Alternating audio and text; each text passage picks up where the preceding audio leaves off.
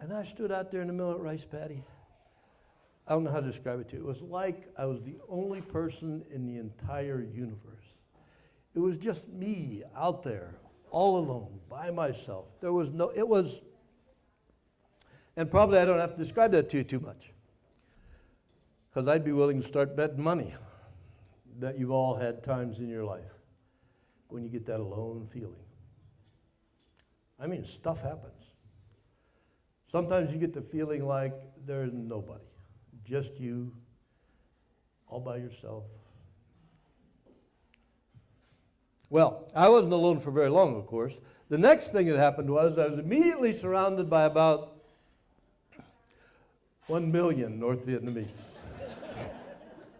That's exaggeration. There were 830,000 of them. I don't know where they came from. They captured me so fast it'd make your head swim. They drug me up out of that rice paddy, and they proceeded to tie me up with miles and miles and miles. They had so much rope wrapped around me, you wouldn't believe it. There was rope everywhere. And after they had me all tied up with all this rope, then they decided they wanted to undress me. And they didn't untie me, but rather they took a big machete made out of the leaf spring of a car, and they would reach in between a rope and just grab handfuls of my gear and chop it away. And I had on all my flight gear, of course. I had on, you know what that looks like? How many of you have seen Top Gun? Come on, it's un-American to not see Top Gun. Okay, you remember in the movie when Tom Cruise and Goose are walking across the tarmac, they're carrying their helmets, they have on G-suits, torso harness, all that stuff. That's the way I looked.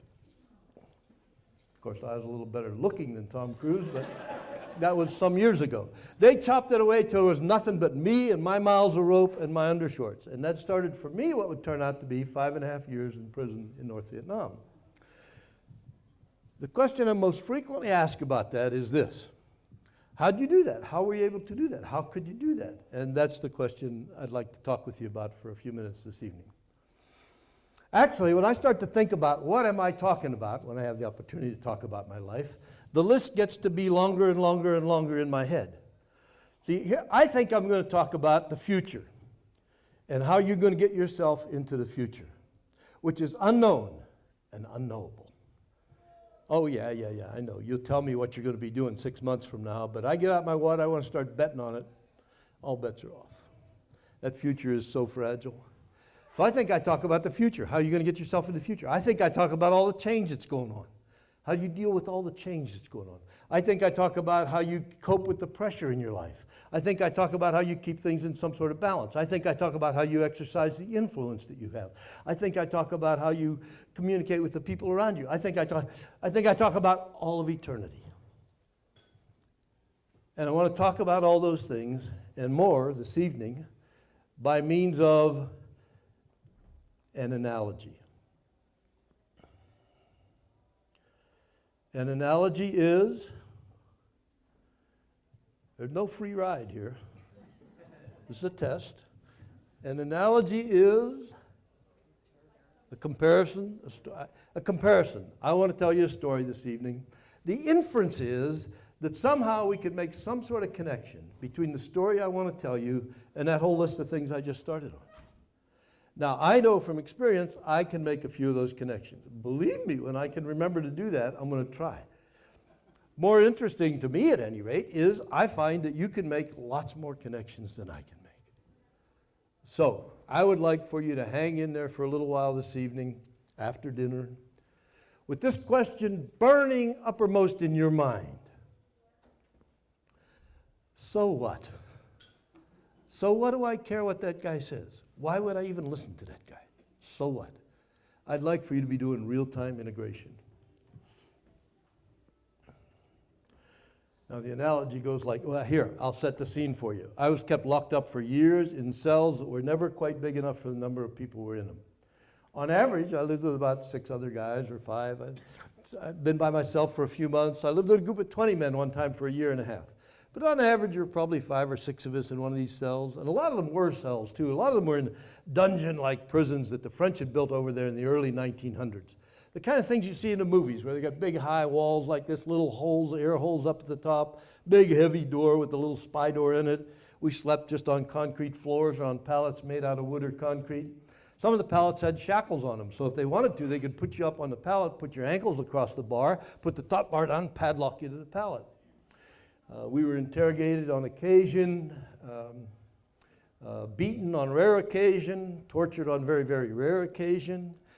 We were not allowed to see or have any contact with any Americans outside of our own cell. They wanted us to be isolated and cut off cell by cell by cell. They believed in divide and conquer, and that's the way they were trying to run this thing. We had, can you kind of picture what I'm trying to describe? You've seen enough movies, groups of Americans locked up in these cells. How do we do it? Well, in my mind, the answer to that question is really very, very simple. How do we do it? We did what we had to do. We did our best. We did it day after day after day after day after day after day after day after day after day. We kept our sense of humor. We decided that we were going to grow through that experience, and we kept the faith. Faith in ourselves, faith in each other, faith in our country, faith in God. See, and I see those things as directly translatable into your lives. I mean, how will you get yourself into the future? How do you deal with your problems? How do you handle all the change? How do you cope with the pressure in your life? How do you keep things in some sort of balance? How do you do what you have to do? You doing your best? You keep your sense of humor? You growing through all this stuff? You keep the faith? But wait, before I press you too hard, I owe you some answers. How do we do it? Well, the very first thing we decided we had to be able to do was somehow communicate amongst these cells.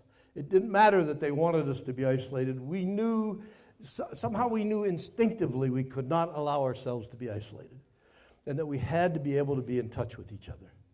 And so we began then to work on that problem. Actually, we could think about that problem here for a minute this evening. You have this picture in your head, groups of Americans locked up in these cells. Just picture a few of us locked up in this room, and this whole place turned into a prison of some sort. We decided we have got to be in touch with each other. Now, there are many parts to the problem. The first part to the problem is, whatever we decide to do had better be very, very, very sneaky. Because if they catch us doing it, they're going to beat us. So we decided it would be very sneaky if I would go over there and tap very quietly on that wall. That'd be sneaky. Next part of the problem was this. We must now think of something that we go over there and tap very quietly on that wall. So that if we got the right answer, we would know immediately that was an American. What's that sound like, Nancy? Morse code. Well, Morse code presented a problem for us. I knew Morse code, of course. I used to have to take tests on Morse code, figure out how to thump dots and dashes. So, that's exactly right. So I go over to the wall, it's going to sound like this. Dot, dot, dot, dot. I can tell you this. If there's an American within 100 miles, they go dot, dot. See? I don't know why that is. I used to think it was because of Burma shave. Then I find out there are people now that don't know what Burma shave was. See? And actually you have to remember now, my experience in Hanoi is through a keyhole in a prison, but they couldn't replicate the rhythm. Oh, they knew what we were doing. They beat it out of us. But when they'd come around to try to tap us up on the wall and get us in trouble, it never sounded like dot, dot, dot, dot when they did it. It'd be different. It'd sound like dot, dot, dot, dot. It was, they didn't have Looney Tunes in that country, you know.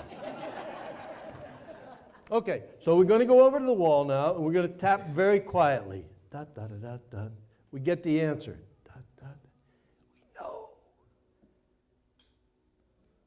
What would you do next?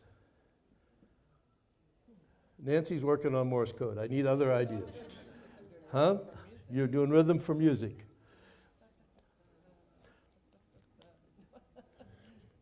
Yeah, that's not it, Nancy. Keep working on that, though. Keep after it. Can you picture this? Picture yourself on the other side of the wall. What would you do? It's okay, we have a lot of time. They do it back to me. Dot, dot, dot, dot. I go, dot, dot. Now what? The alphabet. Picture yourself on the other side of the wall. I'm going to start. It goes like this. 1, 1, 2, 1, 2, 3. 1, 2, 3, 4, 1, 2, 3, 4, 5, 1, 2, 3, 4, 5, 6. I go all the way to 26 and I stop. And I start again. 1, 1, 2, 1, 2. So exactly the way we'll start. We'll use 1 for the letter A, 2 for the letter B, 3. Hey, this has to be very simple. Some of these guys are in the Marine Corps. Some of them are even in the Air Force, if you could picture this. So it has to be very simple. We'll start 1 for the letter A, 2 for the letter B, 3 for the letter. I can't tell you how old it gets tapped 15 times on that wall to go find the letter O in our alphabet. And not only that, in our alphabet, the really good letters, they're down there towards the end someplace. So the next thing we did was, picture this in your mind, we built a 5 by 5 matrix into which we put the letters of the alphabet. Now, some of you know that I have 25 squares and 26 letters I have to deal with. For others of you, that was news. So we use the letter C for the letter K, everything will fit. So you can picture this matrix, A, B, C, K, D, E, F, G, H. Now I could tap a number across the top, a number down the side, locate a letter in the matrix. We'd go fast. That code was so good. We go about 30 words a minute. We were the original text messengers. That code was, it's probably why we never bothered to figure out how to do Morse code on the walls, because we had this other thing and it worked so well. And we could use it for everything. We used it all the time. If they would take you outside and give you the bamboo broom and tell you to sweep down the walkway in between the buildings, you could sweep in the code. See, it sound like this. It was like being on the radio. Everybody listened. The whole world was out there waiting to hear. You could tell jokes, whatever you want to do. And then if they took us out, did not give us the bamboo broom, we did it with body noises. Not the kind of body noises some of you are thinking about. But it sounded like, and we'd cough and hack and sputter and spit. You get in a punchline to your joke. How do we do it? The first thing we did, always, was worked out this whole communications process.